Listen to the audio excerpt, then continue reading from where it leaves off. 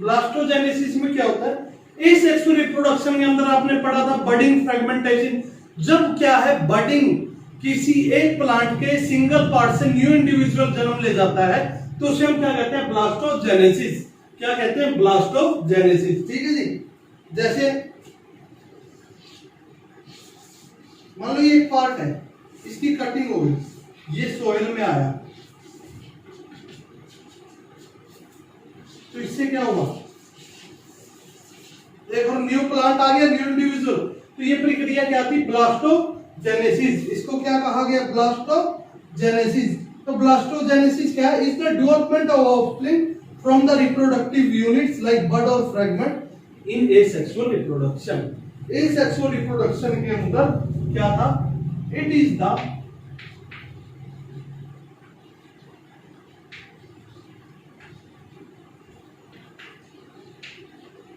Development of offspring. Offspring यानी बच्चा।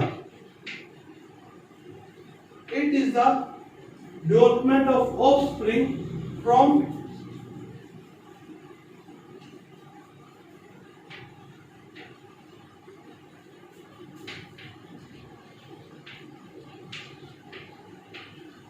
Reproductive unit से, जैसे कि like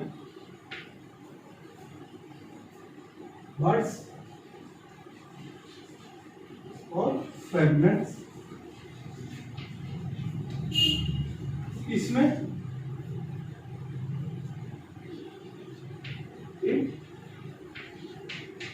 asexual reproduction, asexual reproduction के अंदर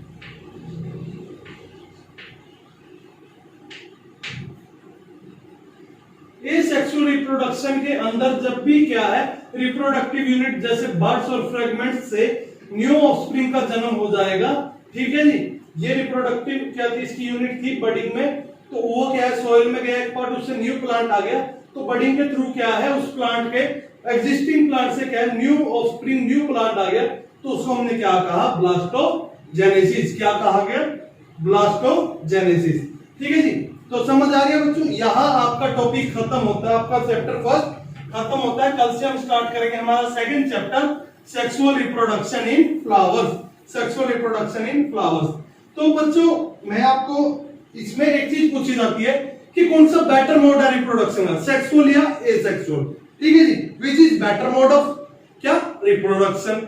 and why higher organism show sexually reproduction?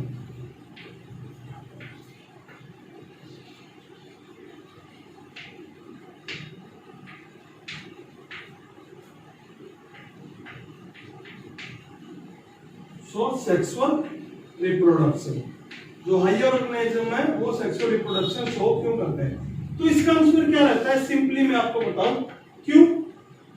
क्योंकि ये क्या करते हैं? सेक्सुअल रिप्रोडक्शन से क्या है? जेनेटिक वेरिएशन आती है।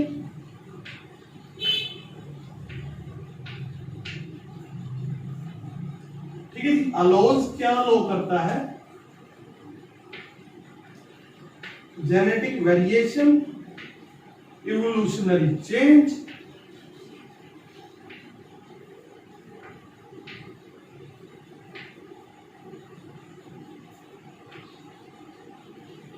evolutionary change कराएगा।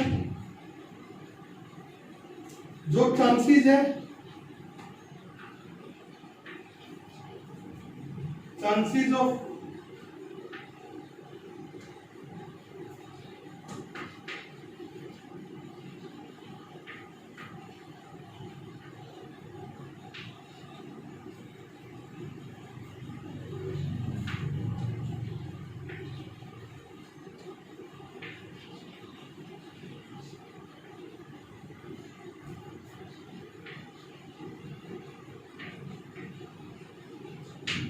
ठीक है जी। जो चांसेस हो जाते हैं पुश्तैनीय बीमारियों के, क्या माता पिता से बच्चों में आने के और ओवर क्राउडिंग होने के किसी भी स्पीशीज के, वो बहुत ज्यादा कम हो जाते हैं। इसलिए भी हायर ऑर्गेनिज्म सेक्सुअल रिप्रोडक्शन करते हैं, जेनेटिक वेरिएशन के लिए भी करते हैं, इवोल्यूशनरी चेंज के लिए भी करते हैं कि समय के साथ क्या है वो अपने आप में क्या है कोई प्रजाति बदलाव ला सके ताकि वो आने वाले समय में भी सही से जी सके, उसके हिसाब से अपने आप को ढाल सके। इसलिए भी ये सेक्सुअली रिप्रोड्यूस करते हैं। ठीक है जी। तो ये कुछ कारण है सेक्सुअल रिप्रोडक्शन के। और क्या कारण है? और कारण क्या है कि इसके कारण क्या है, इनका जेनेटिकली चेंज अच्छा रहता है। जो स्पीसीज है, जो आगे ऑफस्प्रिंग आएंगे वो एडवांस होंगे अपने पेरेंट्स से, कुछ करेक्टर्स उनमें पेरेंट्स के होंगे, कुछ वो अपने न्यू लेके आएंगे। जो क्लोन होंगे वो बिल्कुल भी 100% अपने पेरेंट्स से सेम नहीं होंगे, जबकि एसेक्सुअल रिप्रोडक्शन में क्या क्लोनिकल कॉपी आती है। बाकी यही आपका होमवर्क रहेगा कि और कुछ पॉइंट्स जो भी रहेंगे वो आपको ढूंढकर लिखने हैं किसके वे पर, कि which why higher organism show sexual reproduction and which is better mode of reproduction. कौन सा मोड ज्यादा अच्छा है रिप्रोडक्शन, सेक्सुअल मोड या फिर एसेक्सुअल मोड ऑफ रिप्रोडक्शन। सो से chapter 2 and that is sexual reproduction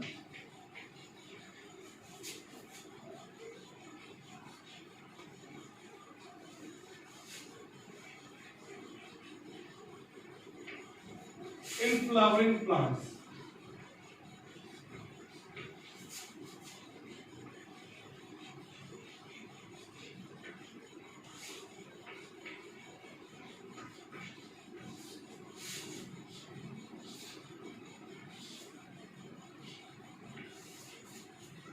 So students, this is our second chapter of biology.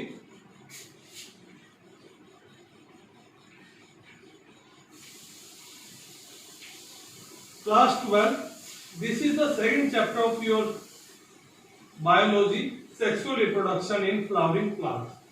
फूलों वाले प्लांट्स के अंदर सेक्सुअल रिप्रोडक्शन। ठीक है जी, ये आपका सेकंड चैप्टर है। अब इसमें क्या कुछ है, सबसे पहले आपको बता दूं कि इस चैप्टर के अंदर हम क्या क्या पढ़ेंगे। सबसे पहले इस चैप्टर के अंदर हम पढ़ेंगे बच्चों मेल रिप्रोडक्टिव पार्ट। सबसे पहले पढ़ेंगे फ्लावर्स के बारे में। ठीक है जी, सबसे पहले फूल जिसके अंदर क्या है गैमेट्स आते हैं, फिर आएगा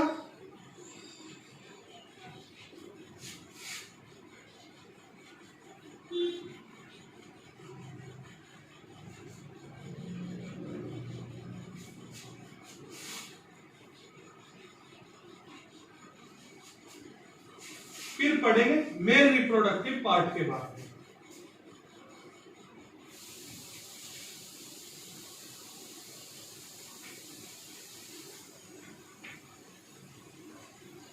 फिर हम पढ़ेंगे फीमेल रिप्रोडक्टिव पार्ट के बारे में।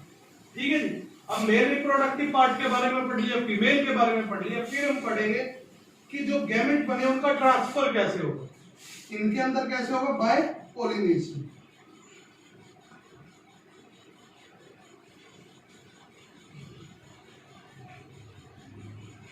फिर हम पढ़ेंगे कि पॉलिनेशन क्या होती है, कैसे होती है और किन किन तरीकों से हम इसे कर सकते हैं। देन आपका फ्लावर्स आ गए, मेल रिप्रोडक्टिव पार्ट हो गया, फीमेल हो गया, पॉलिनेशन हो गया, उसके बाद फर्टिलाइजेशन।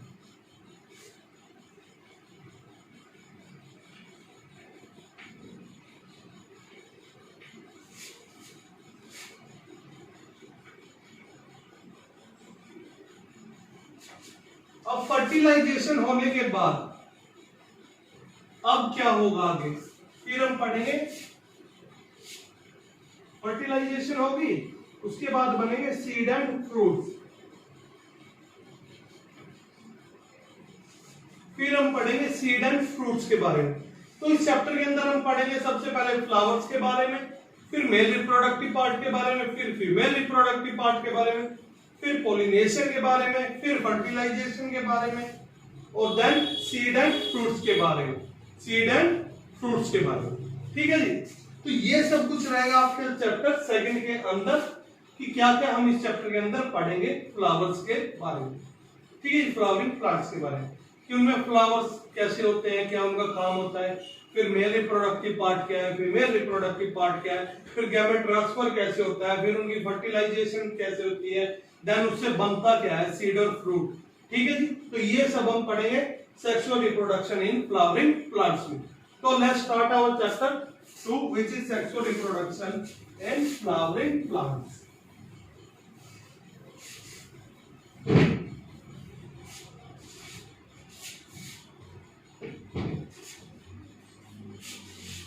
तो सबसे पहले बात आती है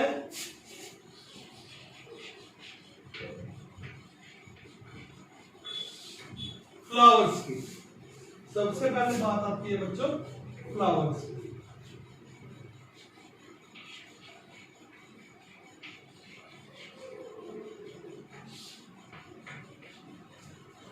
जितने भी एंजियोस्पर्म है, जिम्नोस्पर्म नहीं, जितने भी एंजियोस्पर्म है वो क्या है, फ्लावरिंग प्लांट्स है। तो क्या कहा मैंने सबसे पहले,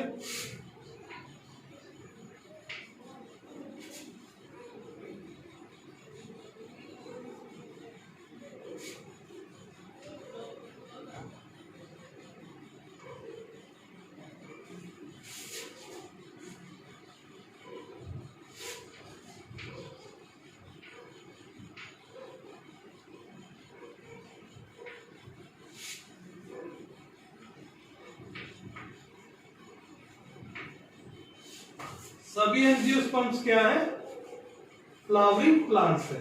सभी एंजियोस्पर्म क्या है बच्चों, फ्लावरिंग प्लांट्स है। फिर क्या बात आती है इसके बारे में, नंबर 2 कि flowers are colourful.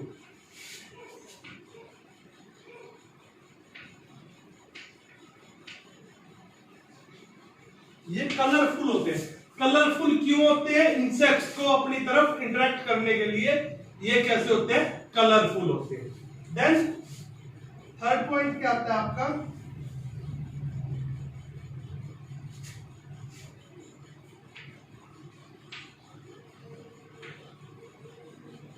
They are the reproductive part.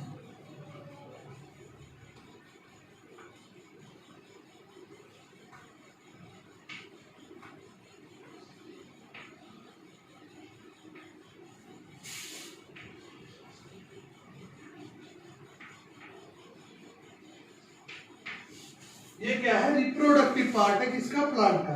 They are the reproductive part of plant. तो ये क्या है, रिप्रोडक्टिव पार्ट है प्लांट का। ठीक है जी।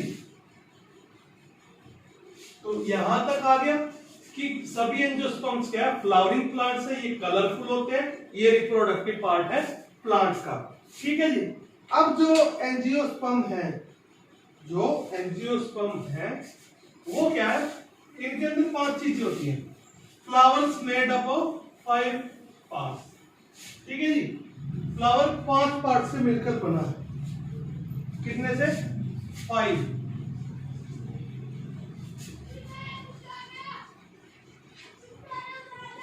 फ्लावर्स के अंदर 5 पार्ट्स पाए जाएंगे।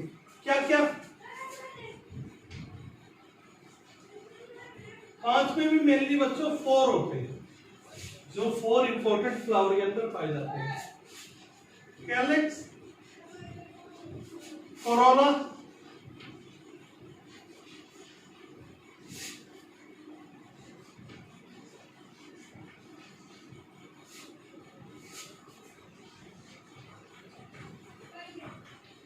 एंड्रोसियम। मेल रिप्रोडक्टिव पार्ट को कहते हैं एंड्रोसियम और फीमेल को कहते हैं जी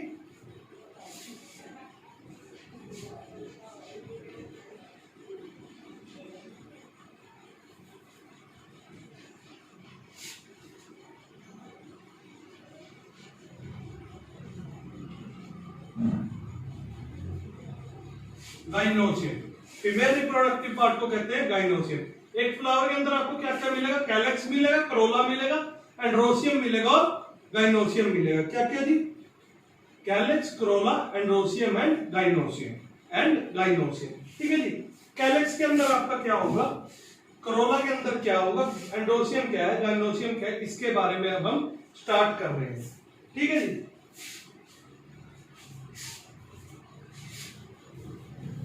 सबसे पहले हम क्या करते हैं, फ्लावर को बना लेते हैं, एक फ्लावर ड्रा कर लेते हैं।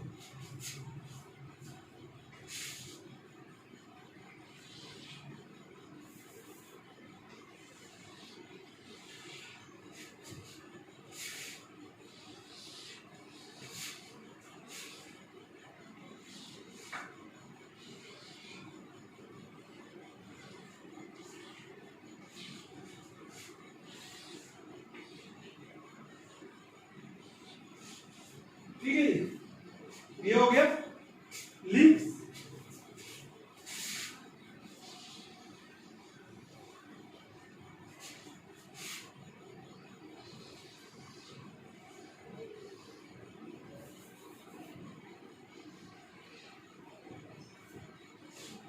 ये हो गए आपके पेटल्स।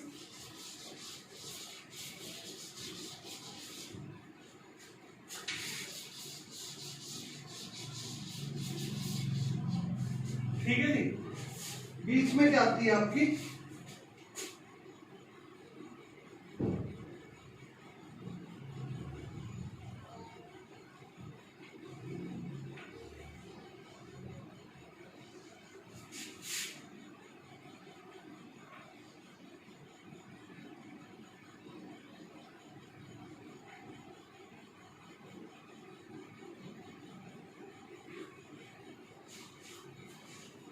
Female reproductive part. और ये क्या हो गया आपका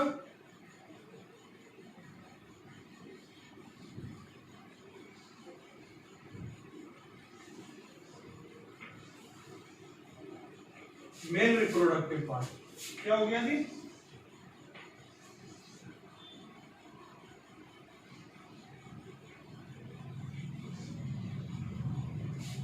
पाइलोब मेल रिप्रोडक्टिव पार्ट। ठीक है जी। अब इनको कहते क्या है?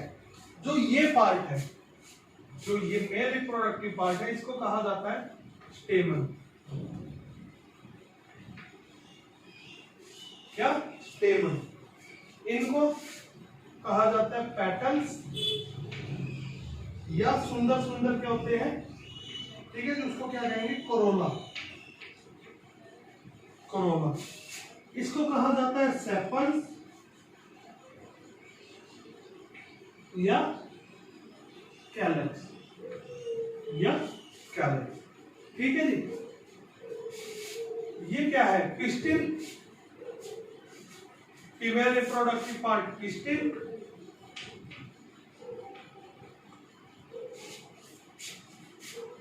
ये जो यहां पे उभरा हुआ हिस्सा है,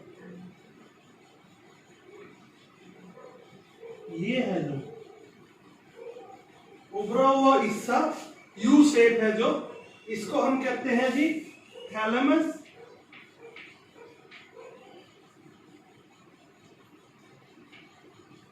या फिर रिसेप्टेकल।